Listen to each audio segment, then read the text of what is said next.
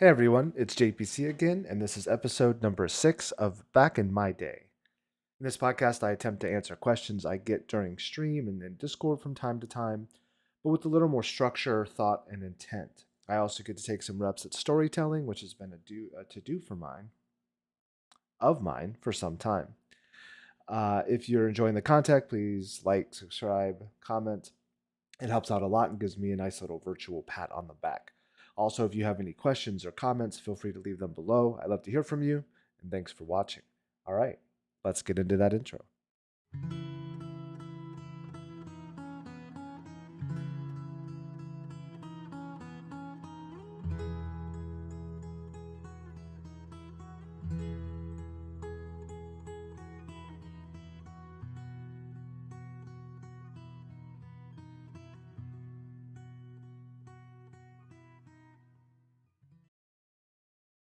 This episode, I wanted to talk about pushing yourself toward improvement. I wanted to do the episode because I get some questions about how I've improved quickly. Um, I think everyone can do this, and obviously, people all improve at different speeds. Um, but there have been conversations around doing enough when it comes to improvement. So I thought that I would bring it up, and that would be topical here. I often talk to my kids about having like the fire. Um, you want to be the best that you can be, and you should always be pushing toward that. So this discussion is a little bit about having the fire, as it were. Caveats, obviously, always bring in the caveats. To be honest, this feels a little bit like a throwaway episode. Like Naruto's eating ramen through this whole session, basically. But I wanted to do this because I find pushing myself to actually be fun and challenging. Um, at the same time, really, it what makes me want to practice and enjoy practice. Um, so my caveats are kind of simply that maybe you feel like you're pushing yourself but aren't sure. Maybe you know you aren't pushing yourself and for a good reason. I cannot emphasize how important it is to enjoy doing the mundane things when you're trying to improve. But it's not for everyone. So the examples that I kind of talk about here and what I'm going to go into it are very specific to enjoying practice. Um, uh, if you are not able to do that, you do have to find that for yourself. So hopefully, maybe giving some tips or pointers will help you find a way to enjoy it, and that's my goal for those who don't or can't. The first thing I want to go over is setting goals and how kind of important it is to level set with yourself and finding, and again, I've talked about this in previous episodes, but finding that thing that'll help you check the box of a small accomplishment. For example, when I was in high school, I ran cross country and I ran track, and you're always playing against yourself, right? You're always running against yourself. Yes, there's other people on the field, but it's a timed event, and if you're the best runner, then you're not really running against everybody else. You're still just running against yourself. If you're the 10th best runner, you can't become the 8th best runner if you don't find a way to improve your time. So it is all about a uh, running against yourself. And I feel like improvement is a lot like that kind of mindset. And so what I've done, again, what I enjoy doing is setting up targets. So I wanted to walk through DM targets and how I challenge, challenge myself in DM. So on the tracker, I don't think it looks this way on mobile, but on the web browser, whatever. When you're on the web, when you go to your DM stats, there's a couple things here. There's the ACS of your DM, so it kind of gives you a how many points you get from your damage and kills and assists and whatnot. And then there's a kills per round. And I actually use those two numbers um, to determine how I'm playing. And I don't need to hit, for example, right now, kills per round right now is 28.1 as of this episode. So that means that I have to get 29 kills to feel like that I've push myself. And I don't always do it. Obviously, there are going to be DMs where I'm practicing my sheriff, or DMs where I'm practicing my um, guardian. Those DMs aren't going to happen.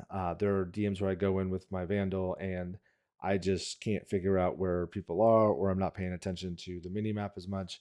So I'm not always going to hit that 29 number. But when I go back and I look at my history for the day or for my session, my goal is to have more often than not above that number. And I check it each time I go in, because again, if I go in with it's 27.8 because I did a whole session of sheriff only DMs. Then my goal is just to hit 28. So before I go DM each day, I will look at what my current number is, and my goal um, is to be positive from that. And the ACS is the same thing. It kind of correlates to the kills per round, but I'll also look at my ACS. There are times where I don't hit the 28 or 29 or whatever my target is, but my ACS may actually be very good. Earlier, I think it was 2 days ago, I only had a 27 kill round, but my ACS was above. It was 8690 versus the 8688 that was so I actually did a lot of damage, even though I did a little bit less. I had a little fewer kills than my target. Um, so just kind of putting that into perspective in terms of setting up targets, even going into DMs, not winning it, right? I'm not looking to win, but I am looking to win more duels or win more fights, and that's how I kind of do that with DM. Um, with practices, the in the range, there's this kind of constant feedback loop that I'm trying to get when I'm setting my goals. So the reason that originally, when I was given kind of some of my practice routines, they were always eliminate 100, right? Go in the middle of the range, constantly be moving, and do the eliminate 100. The problem is eliminate 100 can take um, what 2 minutes at times, longer than 2 minutes, sometimes 3 minutes, depending on how slowly you do the eliminate 100. Um, so I started doing just the eliminate 50, because if my goal is to hit 100 and eliminate 100, that's twice as long as if I tried to hit 50 within eliminate 50. Right? Those numbers obviously make sense. It's very clear, but I'm looking to get the feedback more quickly. So I knew I was never going to hit 100 if I couldn't hit 50. So instead of pushing through a minute and a half plus 2 minutes worth of one drill, I could do it in half the time and figure out what I needed to improve on or work around. The same thing kind of goes for Swift Play. One of the reasons Swift Play has been so beneficial to me versus unrated is it's a 15-minute game, 20-minute sorry 10 to 15-minute game versus a 30 to 45-minute game versus an unrated. So finding little ways to do that. The difference for me, and I want to add this to this, is the eliminate 50 versus the eliminate 100. The benefit of the eliminate 100 is um, you can make up for misclicks in the first 50 seconds of your eliminate 100.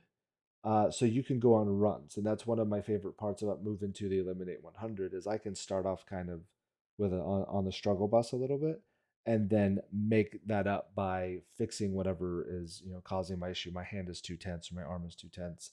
I'm not being patient enough. Fixing that, and then turning around and having the second half of my eliminate 100 be actually faster. This is also a running mentality. Negative splits.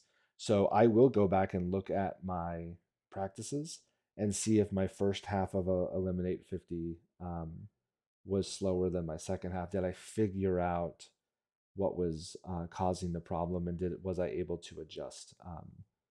Again, a little bit silly, but I enjoy that kind of thing. I enjoy seeing um, that type of feedback loop kind of get um, scratch an itch, right, when it comes to it. So um, yeah, I think setting goals is extremely important, and if you can find a way to set goals in a way that gets you feedback more quickly, you will enjoy the process of improving on those goals, and hitting the marks, right? So the from that though, I want to talk about kind of motivation. And again, my world is a little bit different in terms of motivation. I enjoy practice. I enjoy um, testing myself in ways that are not directly correlative to the game. So if I go and play Valorant, a comp game, obviously that's very different from shooting bots. But if there is a way to shoot bots better that can help me in the comp game, then I will find a way to maximize that, and pseudo min maxing. Right? It's not really min maxing, but so what motivates me and why? Um, it's checking the box of the drill. So I want to talk about how I started kind of doing some of these drills and what has happened um, recently. So literally as of this week, kind of what's been going on. DM wise, I was talking about DMs earlier. I won 3 DMs in a row and have won 5 of my last 20. Yeah, I've won 5 of my last 20 um, DMs, and that's important to bring up because I think the best that I had done in previous acts was a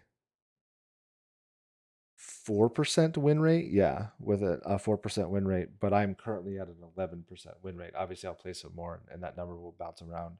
But I'm improving to a point that I'm winning more DMs. I'm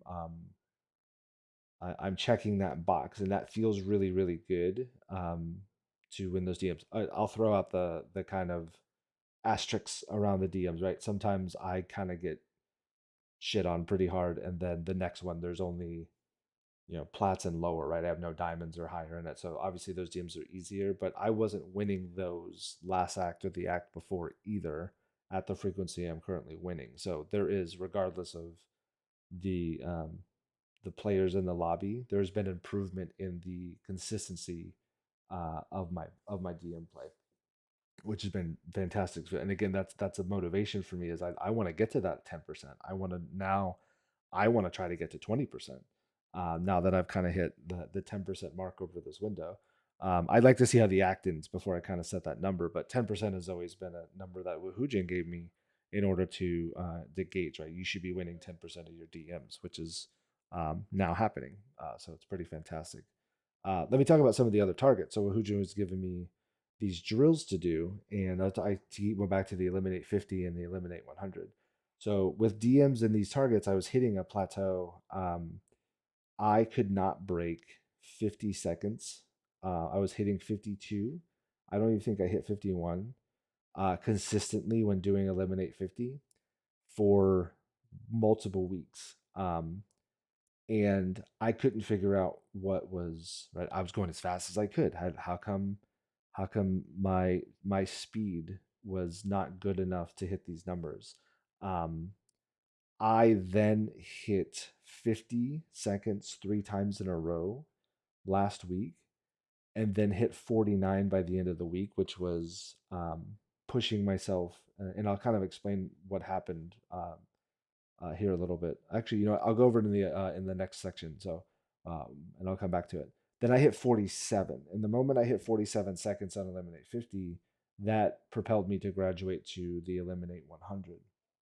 My PR, my best record for eliminate 100 was 104 before I switched to the eliminate 50 um, plan, right? Because I was telling you about the feedback loops, and I kept doing eliminate 100, but I would always end up between 112 and 104, right? Because 104 was my best, but always closer to the 112.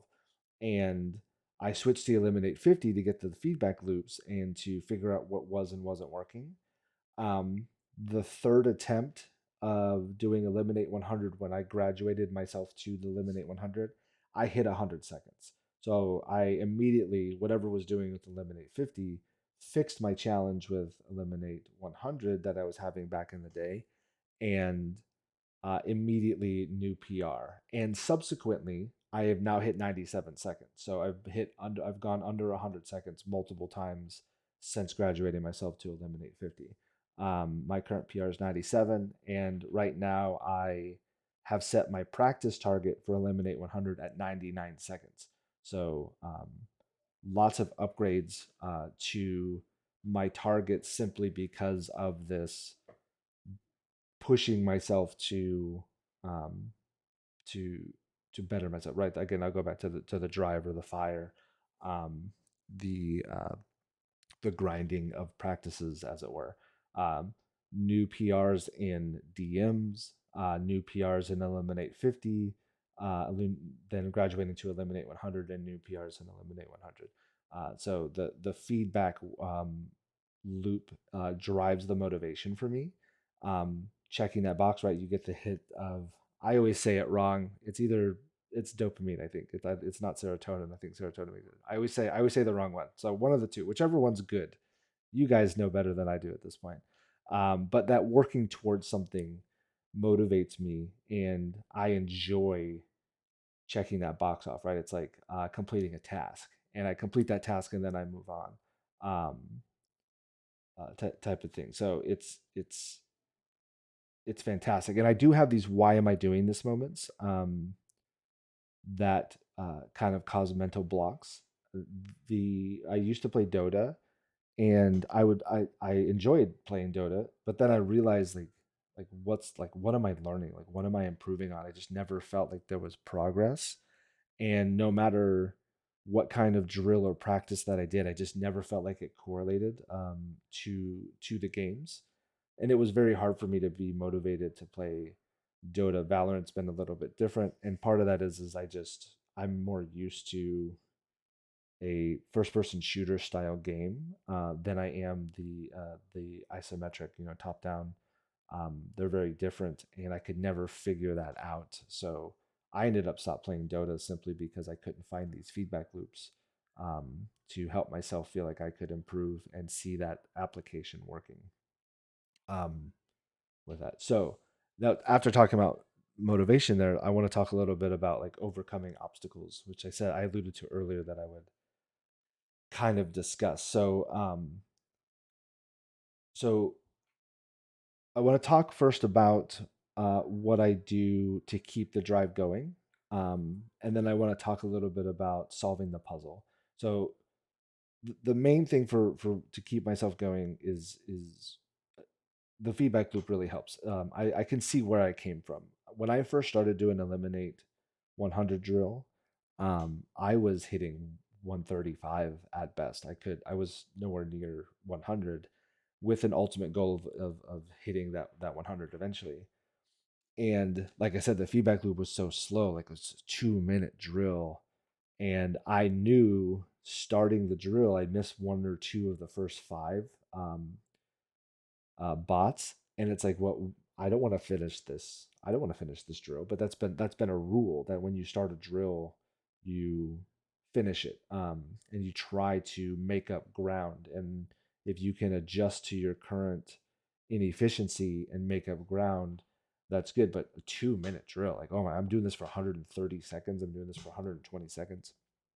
um, it was getting tedious to know I wasn't going to make it. And I look up at the bots that I have to go, and I still have 60 bots to go or something. So it it's one of the things where I switched to 50 to keep myself motivated, knowing that the feedback loop would come. But I'm getting off topic. The obstacle of being motivated is satiated by remembering where I was, like remembering that I used to hit 130. Um, when I did the medium bots overflick, that I originally was hitting 12 to 15, and I was never getting close to 20. Now I always break 20, and quite often am above 25 um, on my first attempt. Right, my current target for practice is to hit 26. If I hit 26 or higher, then I can move to the next drill.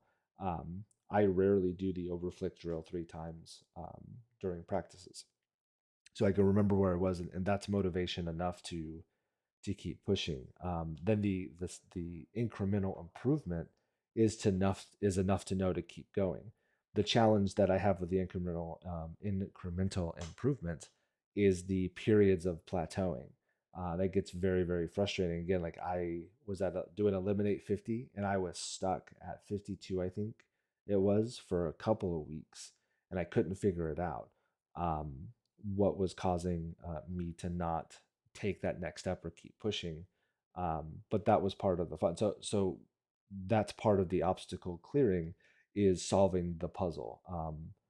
So so there's this thing, I don't remember who I talked to this to about this a long time ago, but so running backs in the NFL at times they'll come back and say he put on 10 pounds this off season.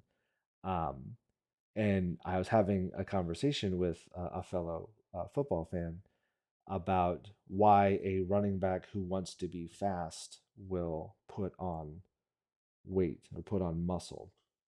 And obviously, for some of the situations, it's because they want to be able to take more contact or to be able to run through contact more often. But we tangentially got onto a question of how do you run faster? So there's a lot of answers to that, but we kind of boiled it down to two things, right? So you either get stronger so you can push your own body weight faster, or you reduce your weight so your current strength can push a lower weight faster. So taking this kind of idea, and again, that's super contextual and theoretical. There's a lot more to it than that, obviously, but we got into this. We tried to minimalize the conversation so we weren't going into kinesiology and all these other things. So um, so you either get stronger so you can push your current weight faster, or you lose weight so your current strength can do more work, right? So you have two things.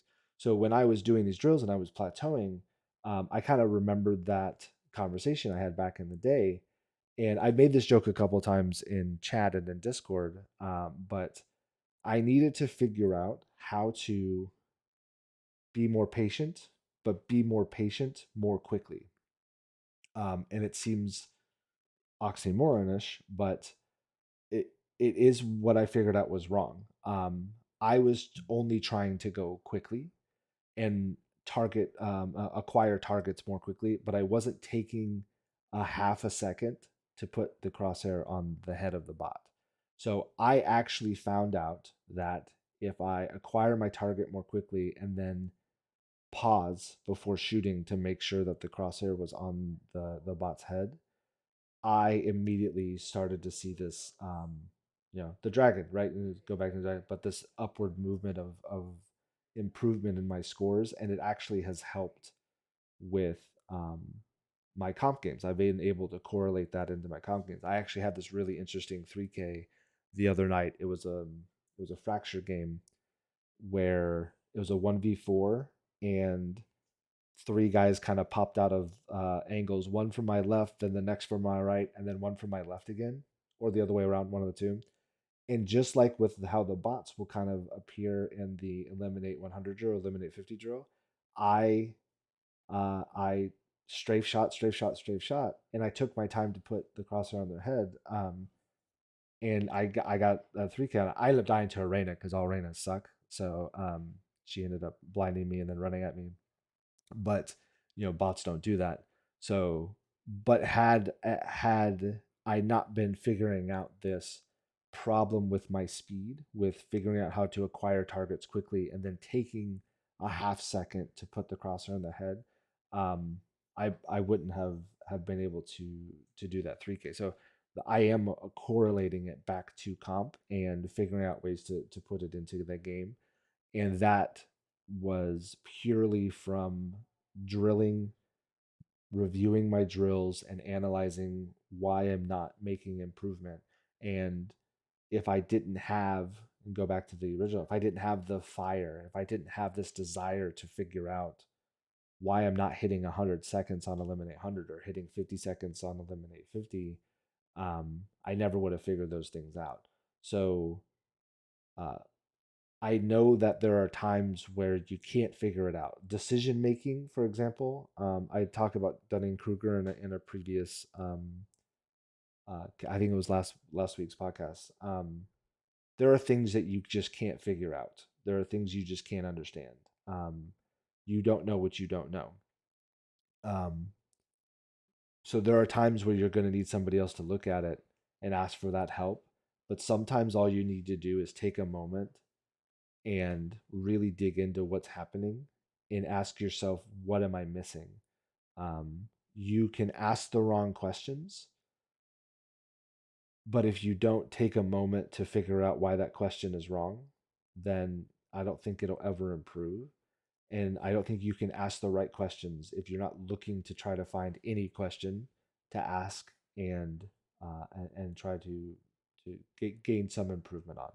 Um, that's kind of my parting thought.